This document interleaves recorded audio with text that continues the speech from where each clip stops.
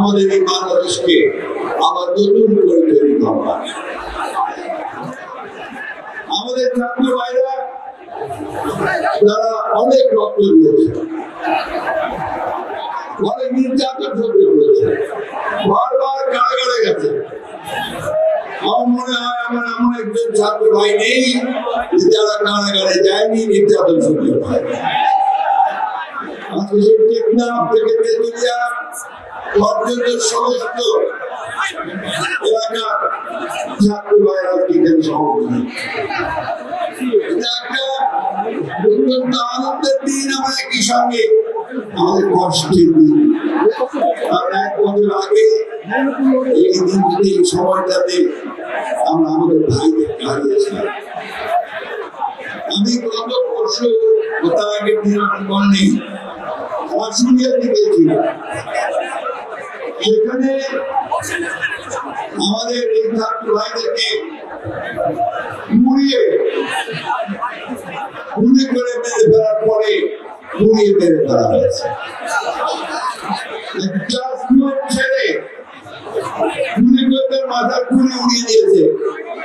সে মাথার মারা যায়নি, পরে সার্জারি করে তার মাথার ভিতরে প্লাস্টিক দিয়ে লাগিয়ে দিয়েছে।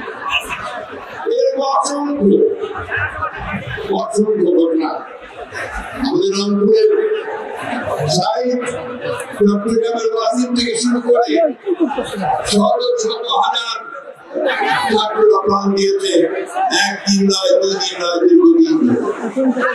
শুধু 34 দিন নয়, তার আগে 15 বছর ধরে আমাদের ছাত্র জনতা শ্রমিকেরা তারা প্রাণ দিয়েছে। এই প্রাণ দেওয়া, এই বিসর্জন দেওয়া, আত্মত্যাগ করা লক্ষ্যটা একটাই, এটা হচ্ছে আমরা একটা সুন্দর আবার ঘুরে যাবো। আমাদের ছাত্ররা কি চায়?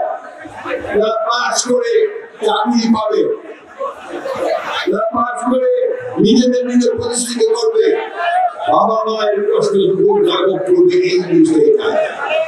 তারা বাংলাদেশের নতুন নতুন কলকারখানা দেখতে চায়, তারা বাংলাদেশের নতুন কর্মসংস্থান সৃষ্টি করা দেখতে চায়, তারা এখানে ন্যায় বিচার দেখতে চায় এবং একই সঙ্গে তারা দেখতে চায় এখানে ভালো মানুষেরা এর শাসন করুন, একটা সুশাসন। বন্ধুরা, ওদেরকে বন্ধু বলছে এই জন্যে আজকে আমাদের বয়স অনেক হয়েছে, তারপরে তোমাদেরকে বন্ধু বলার জন্য তোমাদের সঙ্গেই আমরা সবসময় কাজ করেছি, কাজ করবো। তোমাদেরকে বন্ধু বলতে আমরা গর্ববোধ করি। আজকে বাংলাদেশে 1 বছরের আগে বললাম একটা নতুন সম্ভাবনা সৃষ্টি হয়েছে। অনেক সমস্যা আছে আমাদের, আমরা জানি একটু ভালো করে সবাই জানে না পড়া। আমরা বাংলাদেশের সমস্যাগুলোকে চিহ্নিত করে আমাদের নেতৃত্বে বেগম খালেদা জিয়া 2016 সালে ভিশন ফর বাংলাদেশ 2030 দিয়েছিলেন। সেখানে দিয়ে বলেছে যে রাষ্ট্র কাঠামো পরিবর্তন হবে। একইভাবে আমরা যখন আন্দোলন করছি হাসিনার বিরুদ্ধে, সরকারের বিরুদ্ধে, তখন আমরা মনে করেছি এবং আমাদের নেতা তারেক রহমান মনে করেছেন যে এইভাবে বাংলাদেশ চলতে পারে না। এই জন্য কি করেছেন, সমস্ত রাজনৈতিক দলগুলোর সাথে কথা বলেছেন, কথা বলে 31 দফা কর্মসূচি দিয়েছে।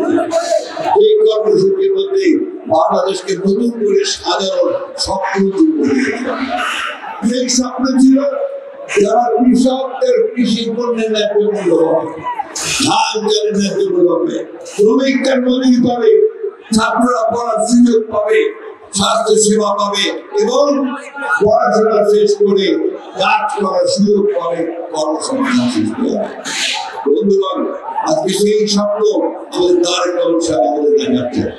তিনি ফ্যামিলি কার্ডের কথা বলেছেন, অনেক নতুন চিন্তা ভাবনা তিনি সামনে নিয়েছেন। তিনি হয়তো নিজেকে আপনাদের সঙ্গে আমি শুধু এটুকু বলতে চাই, প্রিয় বন্ধুরা, আজকে আমাদেরকে ঐক্যবদ্ধ থাকতে হবে। অনেক চেষ্টা করা হচ্ছে বাংলাদেশে বিভক্তি সৃষ্টি করা। আমাদের পাশের দেশে ভারতবর্ষে ফ্যাসিস্ট হাসিনা আশ্রয় দিয়েছে, তার লোক বলেনি। সেখান থেকে সে মাঝে মাঝেই হুমকি দিচ্ছে যে তারা বাংলাদেশে আক্রমণ করবে। শুধু তাই নয়, এখানে তারা বিভিন্নভাবে গোলযোগ সৃষ্টি করার চেষ্টা করছে।